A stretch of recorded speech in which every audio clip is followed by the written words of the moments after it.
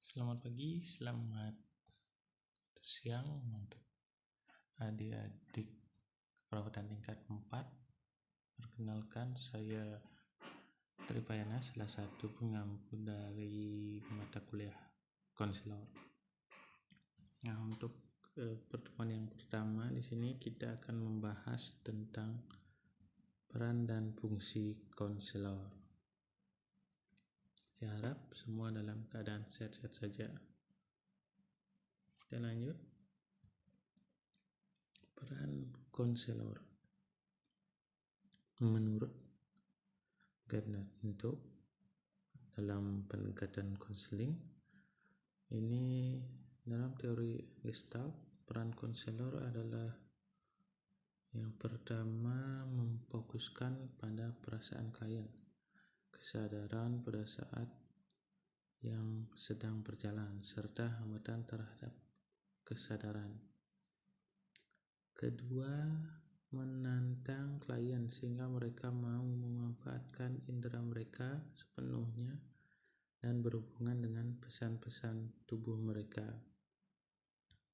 Menaruh perhatian pada bahasa tubuh klien sebagai petunjuk non-verbal, jadi bisa memperhatikan dari bahasa tubuh klien, secara halus berkonfrontasi dengan klien guna untuk menolong mereka menjadi sadar akibat dari bahasa mereka.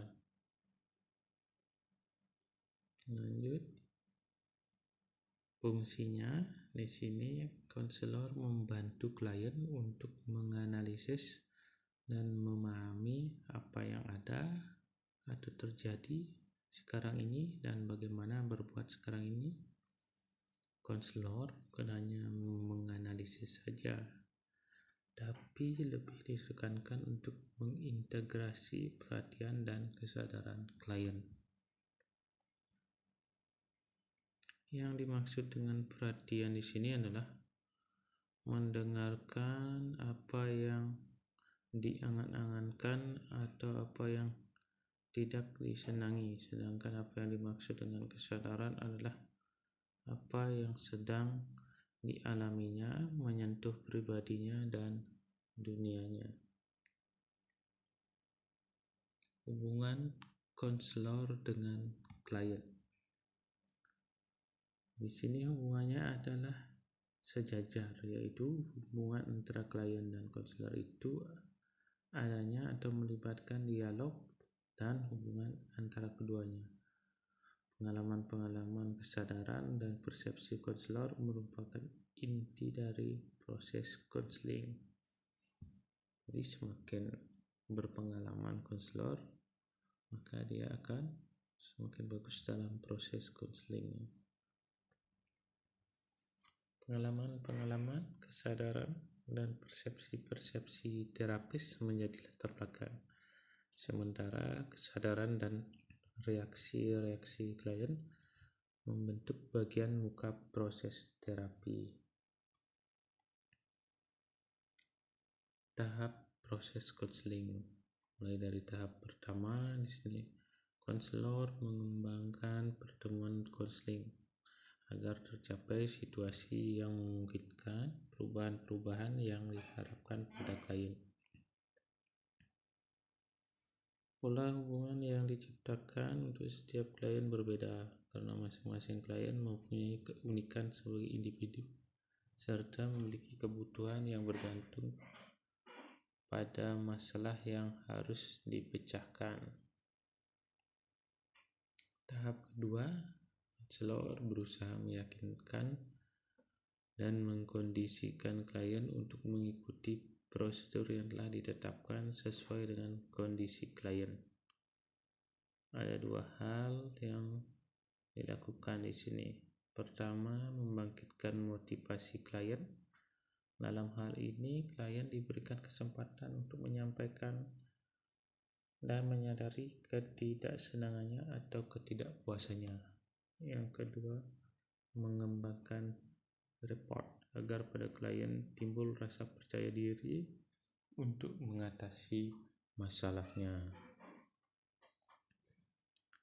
Tahap ketiga, konselor mendorong klien untuk menyatakan perasaan pada saat ini, bukan menceritakan pengalaman masa lalu atau harapan masa datang.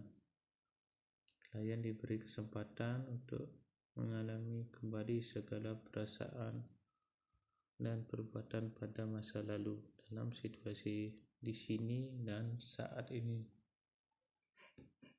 Konselor berusaha menemukan celah-celah kepribadian atau aspek kepribadian yang hilang. Dari sini dapat ditentukan apa yang harus dilakukan. Tahap keempat, klien telah memperoleh pemahaman dan penyadaran tentang dirinya, tindakannya, dan perasaannya. Sampai pada fase akhir, klien menunjukkan ciri-ciri integritas kepribadiannya sebagai individu yang unik dan manusiawi.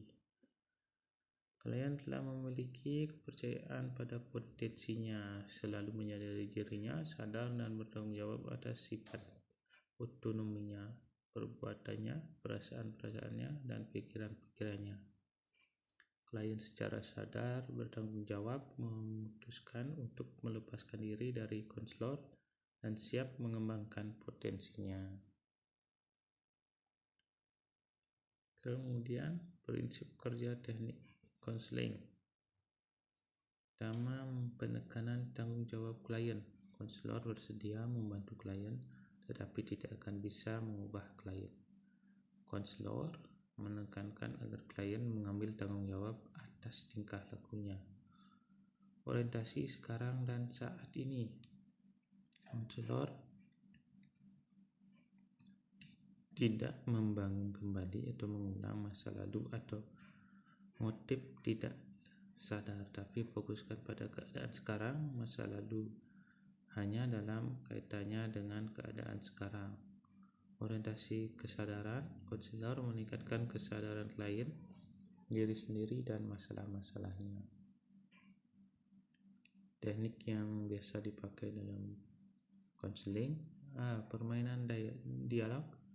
Teknik ini dilakukan dengan cara klien dikondisikan untuk mendialogkan dua kecenderungan yang saling bertentangan, yaitu kecenderungan top dog,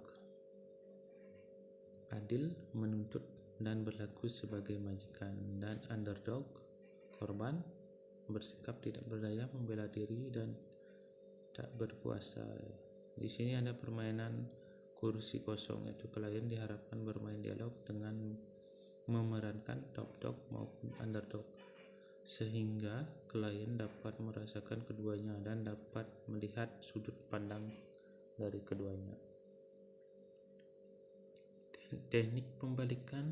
Teori yang melandasi teknik pembalikan adalah teori bahwa klien terjun ke dalam sesuatu yang ditakutinya karena dianggap bisa menimbulkan kecemasan dan menjalin hubungan dengan bagian-bagian diri yang telah ditekan atau diingkarinya. Gejala-gejala dalam tingkah laku sering sekali mempresentasikan pembalikan dari dorongan-dorongan yang mendasari.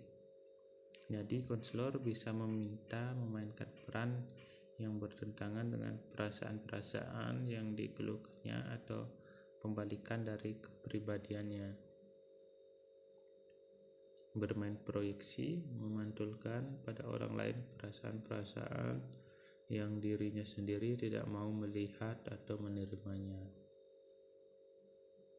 Tetap dengan perasaan. Teknik ini digunakan pada saat klien menunjukkan pada perasaan atau suasana hati yang tidak menyenangkan yang ia sangat ingin hindari.